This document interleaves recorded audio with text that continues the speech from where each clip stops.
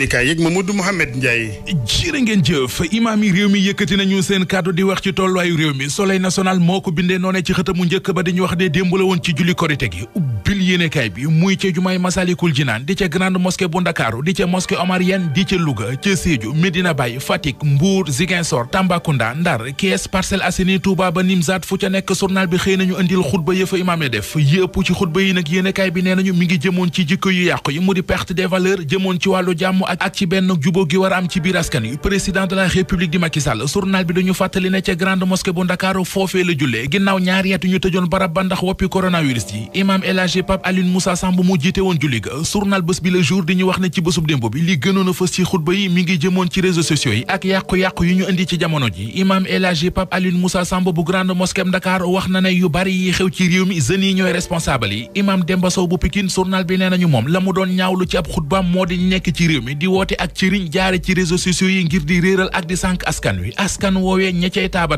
ñu naan leen ay góorgóorlu Sud Quotidien nee nañu ñoom it xutba nañu leen ci julli gi ca Masalikul Jinaan imam Serigne Moustapha Mbacké moom Cheikh Abdou Khadre Mbacké Khadim Rassoul moo jiite woon julli ga fa mu jëme woon ab xutbaam Sud Quotidien nee nañu bokk na ci sàkku ci jullit yi ñu gën a ragal yàlla sunu borom président de la république yi di Macky Sall yéenekaay bi nee nañu ba mu jullee ba sëlmal ca grande mosquée bu Ndakaaru dégg nañu ko mu àddu ci dund gu seer gi àddu it ci jikko yu yàqu yi Le Quotidien ne ko ñaan na it ngir jàmm dellu si ci réewum Ukraine moom borom ñaan yi di président Macky Sall Le Quotidien mi ngi ñuy xamal ci xëtam mu njëkkit ne tey la gën a sawar ci poñse mbuur ak sow maanaam ab àndam ak Idrissa Seck tey la ci gën a taxaw keroog samedi ci la wooloon mboolem responsable yi Benno Bokk Yaakaar ya fare ci diwaanu Thiès ba xamal leen ne li mu bëgg ci ñoom moo di kenn ku nekk ci ñoom teg lépp fi suuf te topp ci ginnaaw Idrissa Seck Vox Populi nañu yemu ca ne muy Idrissa Seck di yeneen responsable yi Benno Bokk Yaakaar ya nekk ca Thiès Macky Sall teg na leen pression bu rëy ngir ñu def seen kéemtalaay kàttan ba bañ a perte élection législative yi nee na jàkk Idrissa Seck ca ndajama ne ko xel xalaatul ñuy xoole ba Thiès dañu rëcc kàngami politique ya ca Kees kenn ci ñoom di Thierno Alassane Sall mi ngi ci xët mu njëkk Walf Quotidien ci waxtaan wi muy def ak ñoom ma nga fay mbii fa foore ak njaay ceekee ka cokkaas Macky Sall Thierno Alassane Sall nee na leen Macky Sall soppi na palais ba def ko Sandaga bu ndaw palais de la république bi amatul benn valeur moom jiital république des valeurs it nee nañu fii ci Sénégal boroomi milliards yoo fi gis ay fonctionnaire lañu FIFA di kuréel gi jaboote football ci àdduna bi stade yéenekaay nee nañu dal na ci kaw Sénégal ubbil yéenekaay bi li xewoon keroog ba Sénégal doon football ak Égypte ci stade Abdoulaye Wade bu Diamniadio journal bi nee nañu tax na FIFA alaman Sénégal téeméeri million ak fukk ak juróom-ñaar ak benn match boo xam ne bu ko Sénégal di football ci stade ba benn supporter du fa dugg maanaam match à huis clos